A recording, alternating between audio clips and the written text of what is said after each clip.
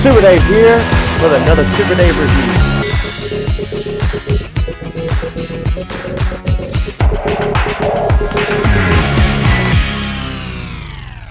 Super Dave here with another exciting Masterverse, Masters of the Universe Revolution review. And that's right, we have all 4 of Wave 14 in the house, so we'll be doing each one of these. But first, we're going to be taking a look at Revolution's Sorceress Teela. Now, Sorceress Teela with the power of Ka, because the Snake Men had this staff, I guess the staff of Ka, and she needed to learn, according to Granomir, how to use that if she had any chance of beating Skeletor. So, and the minions of the forces that were going along with Hordak and Motherboard and all of that. So here is the Sorceress. Just look at this artwork, looking dynamic. I hope the action figure does half as good as the artwork in this case. There she is, looking hot and amazing there in her snake garb and the snake headdress. That's just looking so good. The artwork is just superb. There's some product shots on the back of the box, along with some of the accessories that she comes with, including that soft goods skirt kind of piece that goes down the back. So that's part of it. You see the other selling points down here. We'll be reviewing all of these. Man at War, Merman, New Eternia, and New Eternia Battle Armor Skeletor. So stay tuned. And then look on the side there. Wow, just take a look at there. There's the staff of Ka. I believe this is the Sorceress staff of Grayskull. Not sure what they called that. And then the Havoc staff. And we remember they're going to combine. And don't know if we'll get that version of Sorceress. Hope we do. But this one is awesome. And there's Masterverse on the top. And there's the barcode on the bottom. And, oh yeah, about to forget, if you wanted to pause and read that little bio, you certainly can. All right, I'm going to go over here in the lair or the cave of Granomir, the great dragon himself. And we're going to take a look at Sorceress Teela with the powers of Ka. And here we are with Evil Lyn coming inside of Granomir, the great Granomir, the dragon's lair, as we come inside to look at all of his riches. Even looks like he's got some in prison down here in his dungeon.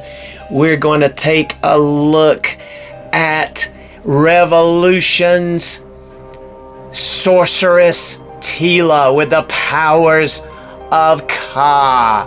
And first, we'll take a look at her accessories. He's intimidating with all of his knowledge, with all of his wealth, with all of his powers, with all of his gold. It is none other than Granomir the Great, who's about to train our Sorceress Teela in the powers of Ka. But look, she comes with 2 sets of hands, like casting spell style hands, which are both horizontally hinged. She comes with like a wave of power that can flow from her hands, of the power of Ka itself flowing forth like a serpent's power coming forth with eyes and a mouth. Even we'll see that a little closer. She also comes with the staff of Ka. That's right. Just take a look at that staff, looking menacing. That gold and the trim and the face and the fangs, that's looking really, really good. Just take a look at there. Looking cool. This cobra style head, looking neat. It goes all the way down to like a curl at the bottom with some design on the bottom. You can see her toes are done in black. And then her fingers are actually done in red, because you can see her other sets of hands are weapon holding hands, and they're also horizontally hinged. She comes with that soft goods tail that comes all the way, really long there, from her waist all the way down. And then this headdress is non-removable, but just take a look at that. That's looking awesome. Cool. All right, there are her accessories.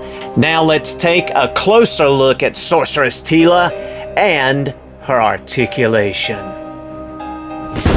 Alright, let's bring our Sorceress Teela in a little bit closer so that you can see her and all of her glory. You can see this cool looking attachment piece that will go on the end of the staff, even over top of the cobra head that is underneath there, and you can see that. Just look at that face sculpt. It's a beautiful face sculpt, looking nice. Looks really nice. You can see her red fingernails, as I had mentioned earlier, on those hands. This is really cool. You have that soft goods tail piece, skirt piece that kind of goes all the way. I mean, look how long that is. Really cool, and it's tucked in permanently underneath this mold, so you're not going to be able to remove that. The only thing I dislike about it is they didn't put the print, kind of like it looks like on the box. Looks like this print is on the underside as well, the side that you're going to see the most, but they didn't print it on that side. You would think they almost would have rather put this, if they were going to just do one, they should have put it on this side, because how often are you going to look at her from the back, right? It's kind of plain back there, but we really needed this print on the inside. I wish they had done it on both if they could have lined up the lines, being it's such a thin material. But yeah, I mean, I guess you can kind of see it, but really the shine of like lights and stuff, it's kind of shimmery, it kind of blurs it out. You don't really see the pattern at all. You have to turn it around to see that. So that's one disadvantage, but looking cool otherwise. I was going to show you here. You can see once you, and this is so translucent and bright green, it almost glows, as you can see in the light. It is translucent, it'll wrap around there. But go ahead and take a closer look, if I can get it off, at the head of that cobra staff. Powers of Ka. The staff of Ka is really metallic type paint under there. Really nice work. See the fangs, the eyes. You can even see the tongue a little bit up in there. Just a really good job overall with that staff. So I'm going to go ahead and set all of that off to the side. Now this piece here, this head sculpt, helmet, whatever you want to call it, the snake covering of her head is permanent. If I pop that off, you'll be able to see that there is, you can see up in there a little bit like there is a section.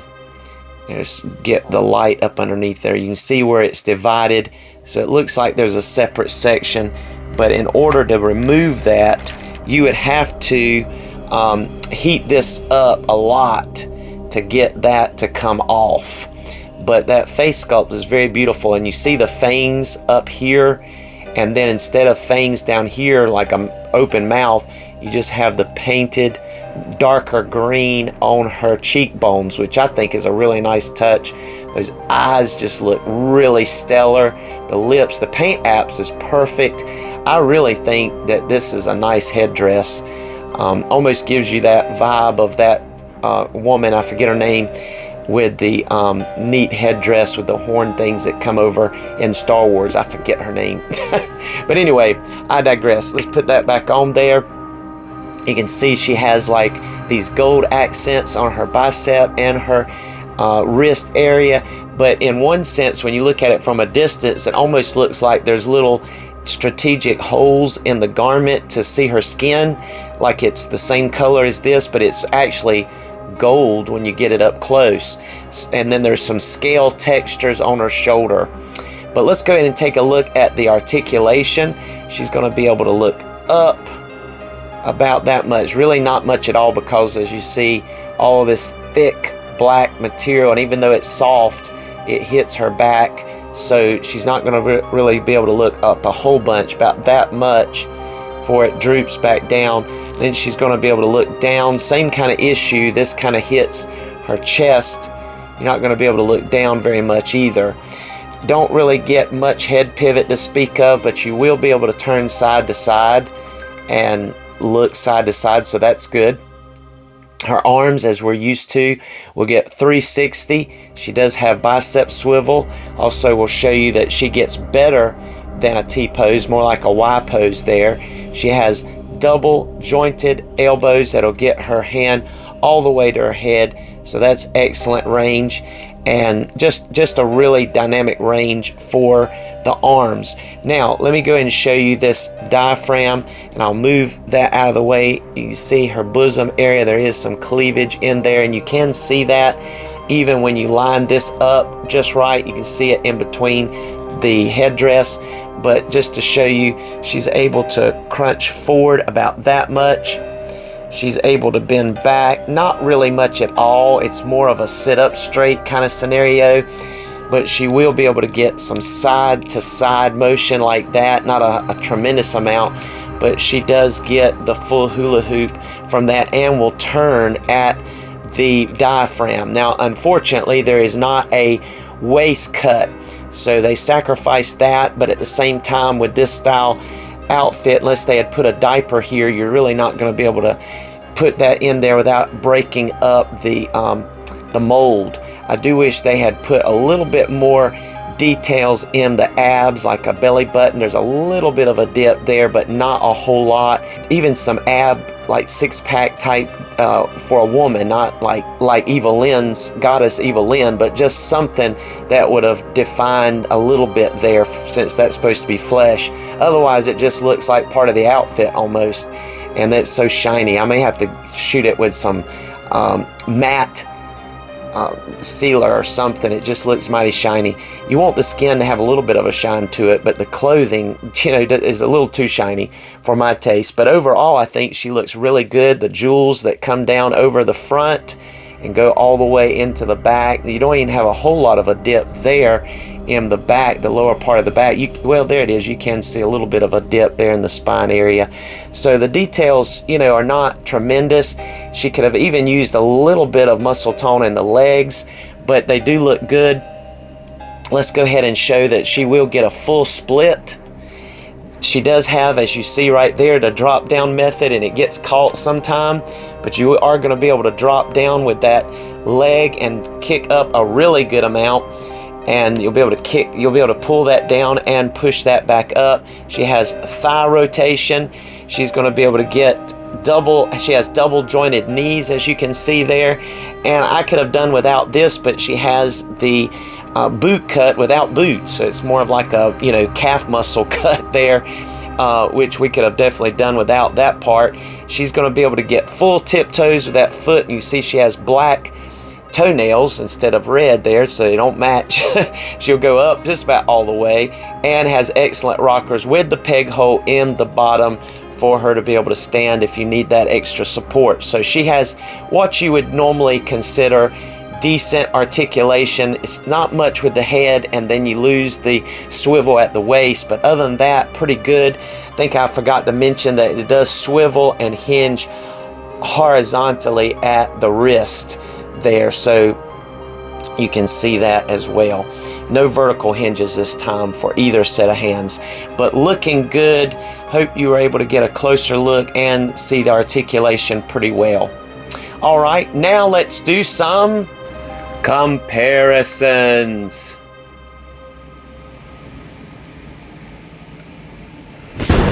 All right, here is our Teelas. Here we have our Sorceress or snake headdress Teela from Classics, and then of course our green Sorceress Teela that was the translucent plastic from the Classics, her counterpart, if you will. And in my opinion, this Teela with the Sorceress snake headdress is definitely an upgrade compared to these two. Now, the Classics Teela, beautiful. I mean, it was the standard. It's a beautiful piece. But I still think this is an upgrade, especially on articulation and even modern design. Of course, I like the Revolution miniseries as well. So All of these look great. You can see the Classics Teela, the gold snake staff looks really good. The headdress looks really good. Now the Sorceress Teela with the headdress, that's the green translucent here. You might remember this, you had to be very careful with it. I barely ever move it or change positions with it or even bend the elbows or knees or anything, because for some reason the Matty Collector Mattel Classics Teela here with the translucent green body was very brittle. Didn't have a lot of durability. It cracked and broke and it just didn't hold up well. So that's another thing. I'm glad this one, I wish it had been a little bit darker of green maybe, but I really like our new Sorceress Teela with the powers of Ka. They look great though. Now here is them turned around so you get a quick look at them from the back so you can see there. Not a whole lot of detail, but looks really good. And here is the Captain of the Guard Teela next to our Sorceress Teela. And here is the Revolution Sorceress Teela, who took over for her mom from the powers of Grayskull, Guardian of Grayskull, and she's kind of hovering there. She just kind of looks cool hovering there. And we'll show our new one hovering here in just a little bit, but I think these look really good together. Wow, I mean, here they are. Look at their face sculpts close up here. Give you a little bit of a look here. So you see beautiful face sculpt on our Grayskull Sorceress Teela. Beautiful face sculpt on all three, really. Just, you know, some similarities and differences too. I think this one is the most different as far as face sculpts. But they're just looking incredible here. Looking good together. Glad to have all three. Alright, here is our Sorceress Teela with the powers of Ka on a stand, kind of hovering there with our other Sorceress Teela, and then our Masterverse She-Ra with a Hordak MX head sculpt. But just look at these three together, looking so cool. It's kind of hard to put her on a flight stand. I was working on it, just try to kind of simulating how she looks on the box. But I'll work on it a little bit during photos, of course. But there you can see how she looks on a flight stand next to these others. And I just think they all look really good together. Really cool. You can see that effect piece wrapping around her arm with forming the snake head. That green effect piece looking amazing there. So it's looking cool. But she is just a lot of fun. Definitely looks like she did in the Revolution series. And here is our Sorceress Teela with our Sorceress of Grayskull. And we have all three staffs. Here is Goddess Evelyn holding the Havoc staff, as you can see there, and she's looking amazing, and she's kind of tilted back, just kind of hovering, holding it long horizontally. Then you can see the staff of Ka in our new Sorceress Teela, and then the Sorceress holding what I guess is just the Sorceress staff, with more like the dove, or I'm not sure exactly. I guess it's a raven, I forget, but that's looking awesome. So you see all three staffs, and in the series they combined powers. The powers of Grayskull, the powers of Ka, and the powers of Havoc came together to be able to conquer and overthrow Hordak. So these are looking awesome together. And thank you so much for joining us for another Super Dave review. Come back and see us again next time, as we'll be taking a look at some more of Wave 14 Masters of the Universe Masterverse figures, and just excited about checking them out as well. Thank you again. Be blessed, and here's some photos in the photo gallery.